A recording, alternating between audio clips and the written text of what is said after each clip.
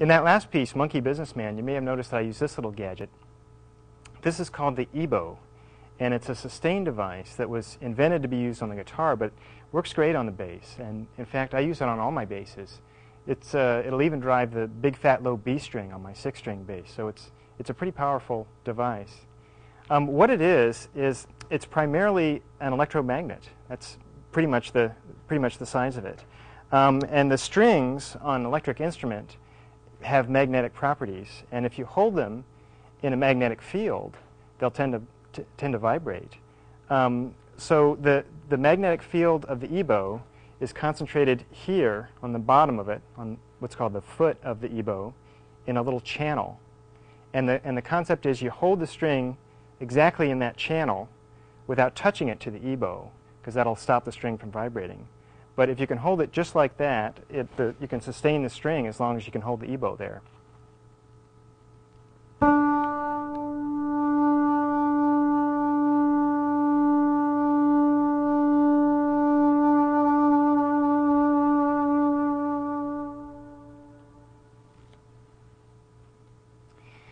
Now, alternatively, you can actually activate the string with the EBow.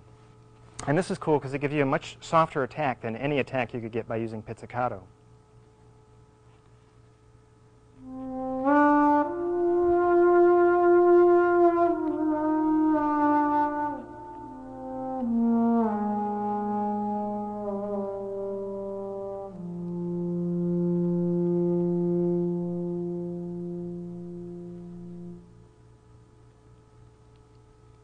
Well, the EBow is to me, really an amazing device because it gives you control of the volume envelope of your sound. Normally, when you play a pizzicato string instrument, you really don't have much control over the volume envelope of the sound. You know, you pluck a string and then you listen to the note die away, and you don't really have much control over what happens as the note's dying away. Well, the EBow really changes that. You know, you can start a string, you can swell into a note and bring the volume up, down, really control it however you'd like. So to me, it's really an indispensable tool for the bass, and I really like to have mine available all the time. Now, there are several challenges in using the EBow that we should probably talk about. The first is that I know a lot of people tend to think of the EBow as being kind of like a stomp box effect, something you just kind of plug in and turn on, and there it is. And the EBow really isn't like that. It's really a very, very sensitive device. And all the angles of how you're holding it in relation to the string, the slightest difference in those angles will have an effect on the sound. So you really have to be careful with the subtleties of it, and you really have to practice with it a lot.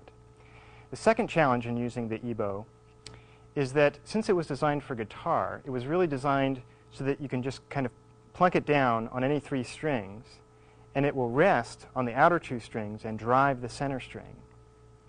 And it's pretty comfortable on guitar, but since the string spacing is different on the bass, you really have to have a different way to align it in exactly the right alignment to drive the strings. So let me show you what I do for this. I rest this edge of the EBow against the fingerboard and then slowly tilt the EBow in toward the string.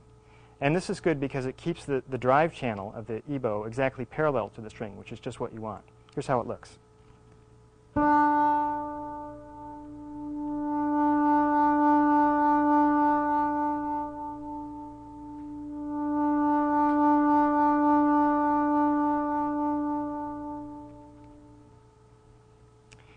Now, by doing this, you can really control just how much volume you get out of the EBow by tilting it in more if you want more drive and pulling it back if you want less drive.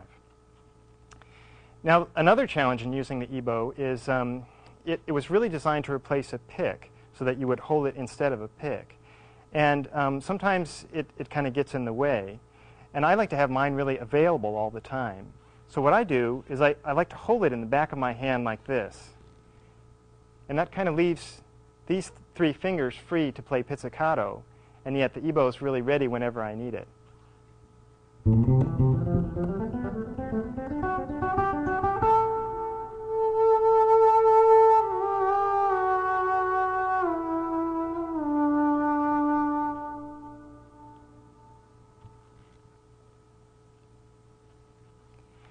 Now the EBow is a really useful device, and I find for a lot of gigs that I do, I kind of have it in the back of my hand ready to play all the time. But it's funny, I really found that I wasn't using it that much in my solo shows. And that's because the EBow was really designed to be monophonic, which means it was designed just to sustain one note at a time. And that's fine, except for I just didn't feel that inspired to write a piece, a solo piece for unaccompanied melody. So what I did is I came up with a way for using two EBows simultaneously. I realized that I could hold two of them in my right hand, and they're just wide enough so if I hold them like this, I could rest the outer edges against the fingerboard and just play the outer two strings of the hyperbass and still have pretty good amount of control over how much drive is applied to each string.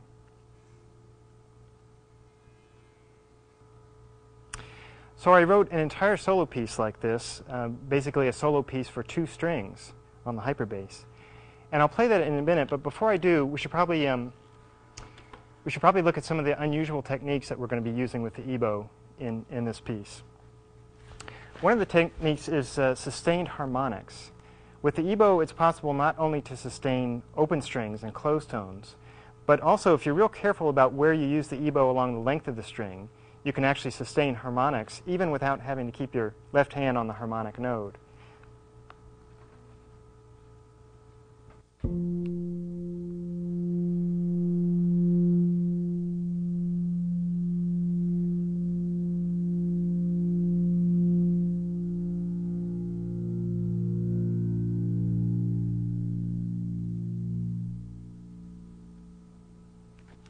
Now another technique that we're going to use is the distortion that comes in play when you get the EBow close to the magnetic pickup.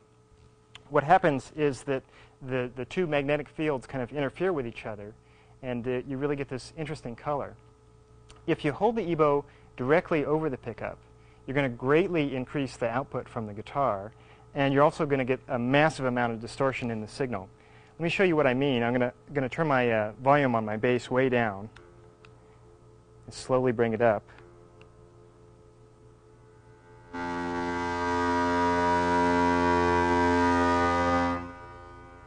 I only got my volume up to about a fifth or a sixth there, so you really get a pretty intense sound. But that distortion effect really fades in depending on how close to the pickup that you're using the EBow. If you play with the EBow in the middle of the string, you'll get a nice clean sustain.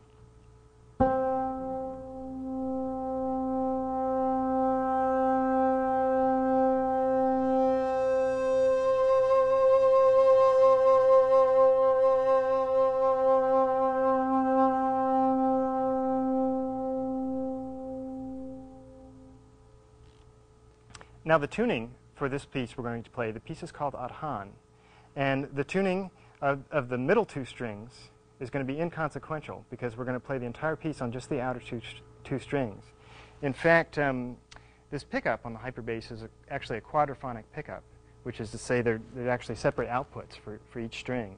And so when I did the recording, I didn't even bother plugging in the middle two strings. So we're going to tune the low string to B flat. And this is B flat, a half step above open A string on its bass and standard tuning.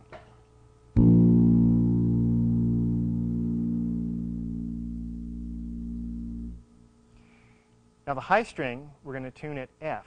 This is an octave and a fifth above the low string.